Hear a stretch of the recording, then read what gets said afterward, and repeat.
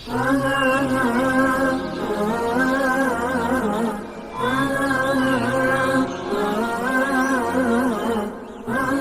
لله رب العالمين والعاقبة للمتقين والصلاة والسلام على سيد الأنبياء والمرسلين.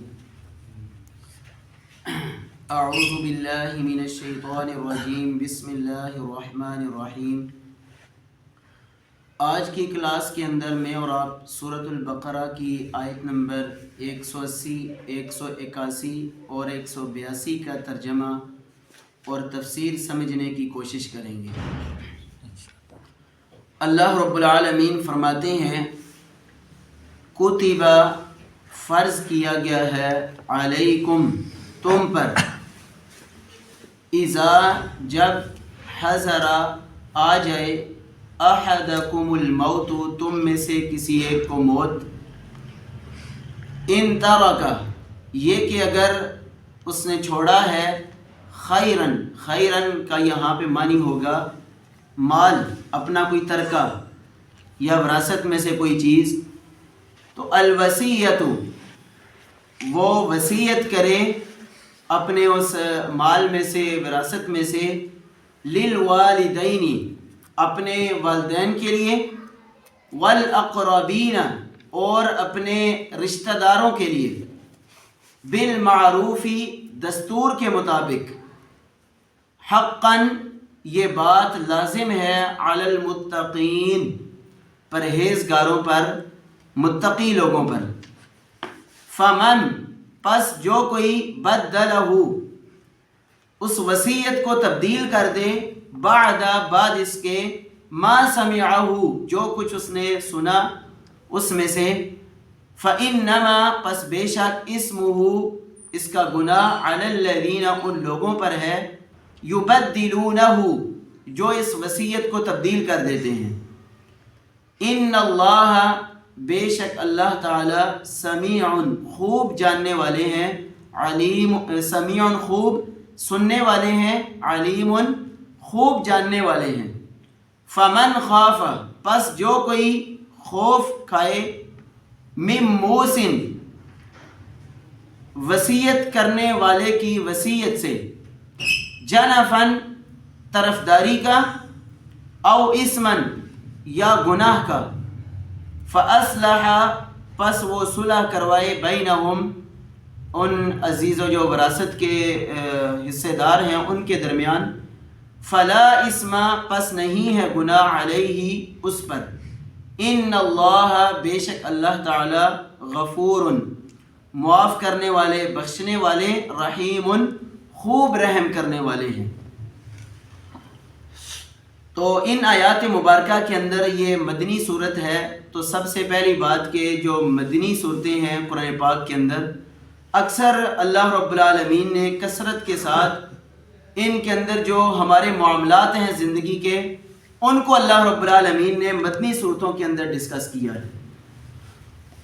تو جیسا کہ گزشتہ آیات مبارکہ کے اندر میں نے اور آپ نے قتل کی دیت، قصاص اور اس کے احکامات پڑھے تھے. تو آج کی آیات مبارکہ کے اندر میں اور آپ وصیت کے احکامات پڑھیں گے.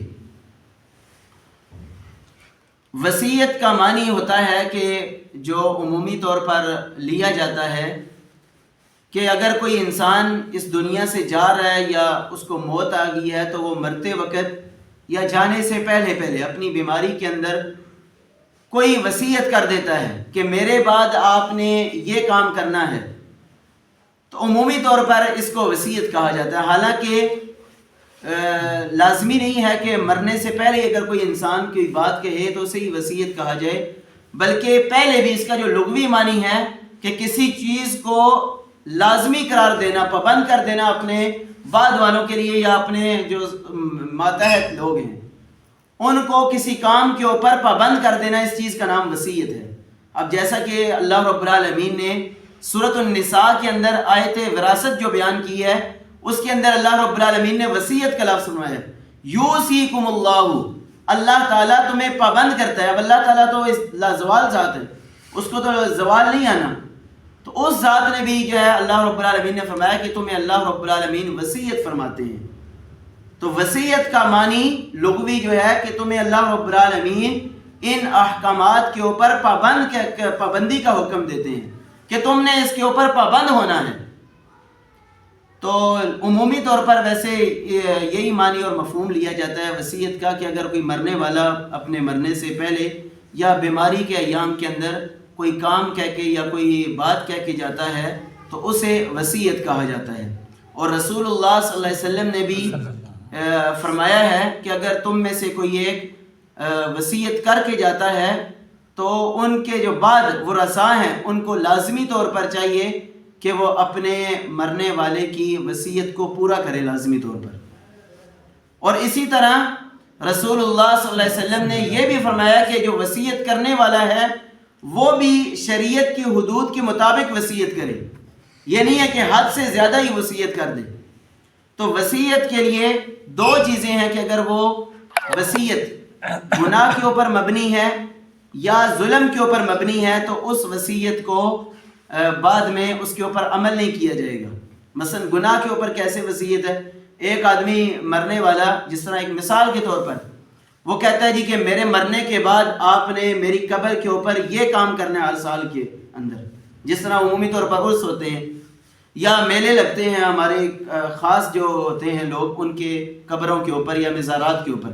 اب یہ غیر شرعی کام ہے تو ہم نے اس کی وصیت کو پورا نہیں کرنا ہے۔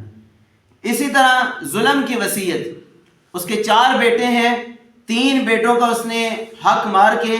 ایک کو اپنی ساری زمین دے کر چلا جاتا ہے، یہ اس نے شریعت کی حدود کی خلاف ورزی کی ہے،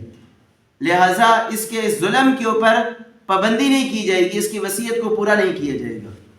ہاں اللہ کے نبی صلی اللہ علیہ وآلہ وسلم نے فرمایا کہ اگر کوئی مرنے والا وصیت اپنے وراثت میں سے کر سکتا ہے تو وہ صرف 1/3 حصے کی وصیت کر سکتا ہے۔ جیسا کہ صحابی رسول بھی آئے ہیں اور انہوں نے اللہ کے نبی صلی اللہ علیہ وسلم سے ایک مرتبہ کہا کہ میرے اتنے بیٹے اور بیٹیاں ہیں لیکن میں ایک خاص اپنے بیٹی یا بیٹے کے لیے وصیت کرنا چاہتا ہوں، تو رسول اللہ صلی اللہ علیہ وسلم نے فرمایا کہ اولاد کے معاملے میں اللہ سے ڈر جاؤ، اور آپ صلی اللہ علیہ وسلم نے اسے منع فرمایا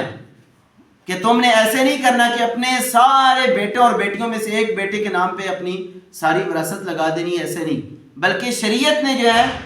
جو پابندی لگائی ہے وہ 1/3 حصے کا مقرر کیا ہے کہ آپ اپنے مال میں سے اپنی وراثت میں سے 1/3 حصے کی وصیت کر سکتے ہیں۔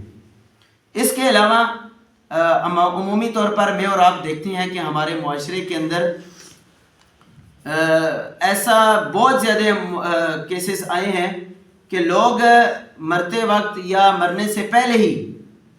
اپنے ایک ہی بیٹے کے نام کے اوپر وراثت لگا دیتے ہیں اور کئی بیٹوں اور بیٹیوں کو آگ کر دیتے ہیں، یعنی یہ میرا نافرمان تھا، آئندہ کے بعد یہ میرے سے لا تعلق ہے۔ شریعت نے اس چیز کی کوئی پابندی نہیں لگائی کہ اگر آپ کا کوئی بیٹا نافرمان ہے یا فرما بردار ہے، ایک آپ کا بیٹا ہے ساری زندگی آپ کی فرما برداری کر رہا ہے اور ایک آپ کا بیٹا ہے جو ساری زندگی آپ کی نافرمانیاں کر رہے ہیں، لیکن آپ کو شریعت نے حق نہیں دیا کہ آپ نافرمان کی حق تلفی کر دیں اور فرما بردار کے وراثت کو سارا اس کے نام پہ لگوا دیں۔ شریعت نے اس چیز کی جو ہے کوئی قید نہیں لگائی ہے۔ ہاں شریعت نے وراثت سے 2 قسم کے لوگوں کو محروم کیا ہے۔ پہلا وہ آدمی ہے جو مرتد ہو گیا، یعنی آپ کی اولاد میں سے کوئی ایسا ہے کہ جو اسلام لانے کے بعد یا اسلام کے اوپر وہ پیدا ہوا ہے لیکن بعد میں وہ مرتد ہو جاتا ہے، اسلام سے پھر جاتا ہے، تو اسلام کے اندر غیر مسلم ایک مسلمان کا وارث نہیں بن سکتا، لہٰذا وہ محروم ہو جائے گا۔ دوسرے نمبر کے اوپر قتل کا معاملہ ہے کہ ایک اولاد اپنے والد کو قتل کر دیتی ہے تو شریعت نے اس آدمی کو جو ہے وراثت سے محروم کر دیا ہے۔ جیسا کہ گزشتہ ایام کے اندر آپ نے دیکھا ہے کہ ایک بیٹے نے جو ہے اپنے والد سے یہ مطالبہ کیا کہ مجھے گاڑی لے کر دے دو، لیکن نہیں، اس نے جو ہے تھوڑی سی تاخیر کر دی تو نعوذ باللہ بیٹے نے جو ہے اپنے والد کو قتل کر دیا۔ تو ایسا بیٹا اولاد جو ہے وراثت سے محروم ہو جائے گی۔ یہ شریعت نے 2 آدمیوں کے اوپر وراثت کی محرومی کا آبجیکشن لگایا ہے۔ اس کے علاوہ اگر کوئی نافرمان ہے یا فرما بردار ہے، اس کی نافرمانی کی پوچھ گچھ اللہ رب العالمین اس سے فرمائیں گے. لیکن شریعت نے جو ہر ایک کا حصہ مقرر کیا ہے، اس سے آپ کم یا زیادہ بھی نہیں کر سکتے، اور نہ ہی اس حصے سے کسی اپنی اولاد میں سے کسی بیٹے یا بیٹی کو محروم کر سکتے ہیں. اسی طرح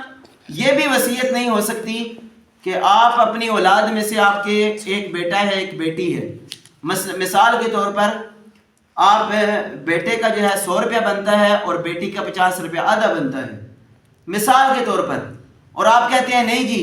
بیٹی کو 300 روپیہ ملنا چاہیے، بیٹے کو 100 روپیہ ہی ملنا چاہیے. نہیں، یہ بھی شریعت کے جو قانون سازی ہے اس کے خلاف ہے، کیونکہ شریعت نے کہا ہے کہ بیٹے کو 2 اور بیٹی کو یعنی بیٹے کو اگر 1 حصہ مل رہا ہے اور بیٹی کو آدھا حصہ ملے گا اس میں سے، وراثت میں سے. تو اگر آپ بیٹی کو شریعت کی حدود سے قیود سے آگے دیں گے تو یہ بھی ایک ناجائز وصیت ہے، آپ ایسا بھی نہیں کر سکتے. اب ان آیات مبارکہ کے اندر آپ دیکھ رہے ہیں کہ اللہ رب العالمین نے فرض کیا ہے وصیت کو، لیکن اور ساتھ ہی آگے فرمایا کہ اپنی وراثت میں سے والدین کے لیے اور اپنے عزیز و اقارب کے لیے وصیت کرنی ہے. حالانکہ سورۃ النساء کے اندر پوری ایک وراثت کی ڈیٹیل موجود ہے، تو دونوں آیات مبارکہ کے اندر تھوڑا سا ظاہری معنی کے لحاظ سے ہمیں پتہ چل رہا ہے کہ دونوں آیات مبارکہ ایک دوسرے کے خلاف ہیں. مثلا یہاں پر اللہ رب العالمین نے لازمی قرار دے دیا ہے وصیت کو کہ تم نے اپنی وراثت یا میں سے والدین کے نام لگانی ہے یا پھر اپنے عزیز و اقارب کو دینی ہے، جبکہ سورۃ النساء کے اندر اللہ رب العالمین نے وراثت کی ایک پوری تفصیل بیان کی ہے کہ بیٹے کا اتنا حصہ ہے، بیٹی کا اتنا حصہ ہے، بیوی کا اتنا حصہ ہے. تو ان دونوں آیات مبارکہ کے اندر بظاہر یہ ایک دوسرے کے معنی کے خلاف بن رہی ہیں، لیکن یہ جو آیات مبارکہ ہیں یہ اسلام کے ابتدائی دور کے اندر نازل ہوئی ہیں. ان کی علماء کرام نے اور مفسرین کرام نے اس کی تطبیق یہ دی ہے کہ یہ آیات مبارکہ، عرب کے اندر یہ دستور ہوا کرتا تھا کہ کوئی وراثت کی تقسیم نہیں ہوا کرتی تھی، نہ تو والدین کے لیے نہ اپنے بیٹوں کے لیے، کسی کو کوئی وراثت، بس جو چلا آ رہا ہے چلتا جا رہا ہے. کسی نے جو ہے زیادہ رکھی ہوئی ہے، کسی نے تھوڑی رکھی ہوئی ہے. تو اسلام نے شروع کے اندر اپنے ابتدائی دور کے اندر یہ احکامات نازل فرمائے کہ اگر تم میں سے کسی ایک کو موت آ جاتی ہے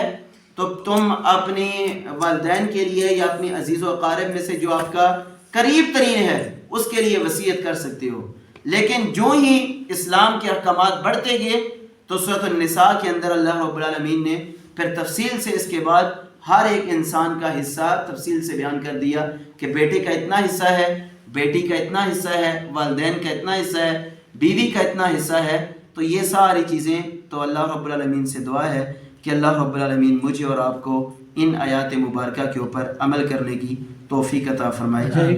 کلیئر تھوڑی سی کریں، جو ابھی جو موجودہ سچویشن یعنی کہ اگلی جو سورۃ النساء کی صورت آیتوں کے مطابق جی مطلب اگر بیٹا مر جاتا ہے پہلے